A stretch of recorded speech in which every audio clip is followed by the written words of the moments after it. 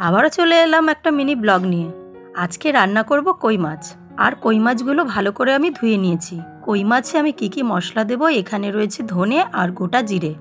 এই ধনে আর গোটা জিরেটা আমি শিলনোড়ায় ভালো করে বেটে নিয়েছি। এখন চলে যাব রান্নার। তো চলো, এখন ধোয়া কই মাছগুলোর মধ্যে একটু নুন আর একটু হলুদ দিয়ে ভালো করে মাখিয়ে নিলাম। এখন এই কই মাছগুলোকে ভালো করে ভেজে নিতে হবে।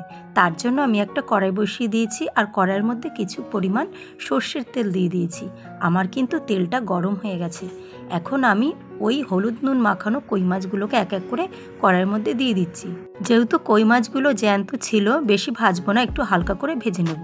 আমার কিন্তু কই মাছগুলো ভাজা কমপ্লিট হয়ে গেছে। এখন ওই তেলের মধ্যেই আমি আলু কেটে রেখেছিলাম, আলুগুলো দিয়ে দিলাম। আলুগুলো ভেজে তুলে নেওয়া হয়েছে। তারপরে আমি তেলের মধ্যে আরেকটু তেল দিয়ে তার মধ্যে আমি গোটা জিরে দিয়েছি ফোড়নের জন্য, আর দিয়েছি তেজপাতা, আর দিয়েছি যে মশলা করে রেখেছি মশলাটাও দিয়ে দিয়েছি।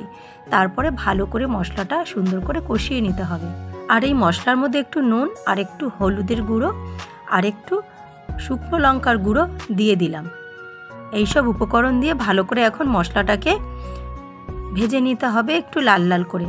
যতক্ষণ না মশলা থেকে তেল ছাড়তে শুরু করবে ততক্ষণ মশলাটা ভালো করে আমি কষিয়ে নেব। আমার কিন্তু মশলাটা একদমই কষানো কমপ্লিট। এখন আমি এই মশলার মধ্যে ভেজে রেখেছিলাম আলুগুলো দিয়ে দিলাম। আলুগুলো দিয়ে ভালো করে একটু কষিয়ে নিতে হবে। মশলার সাথে আলুগুলো কিন্তু আমার একটু কষানো হয়ে গেছে। এখন পরিমাণ মতো আমি একটু জল দিয়ে দিলাম। আপনারা যে যেরকম ঝোল খাবেন সেরকম জল দেবেন। আমি এখন ঢাকা দিয়ে দিলাম। আমি ঢেকে রেখেছিলাম প্রায় 5 থেকে 10 মিনিট। তারপর আমি আবারও চলে আসলাম, ঢাকনাটা তুলে দেখলাম আগের তুলনা থেকে কিন্তু এখন জলটা অনেকটাই কমে গেছে।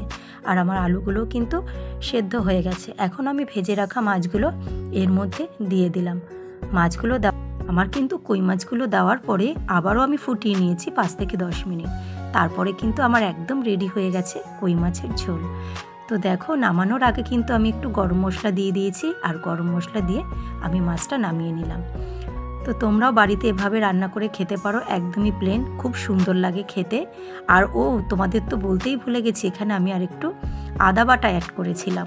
ওটা তোমাদের দেখাতেও ভুলে গেছি, বলতেও ভুলে গেছি, এখন বলে দিলাম।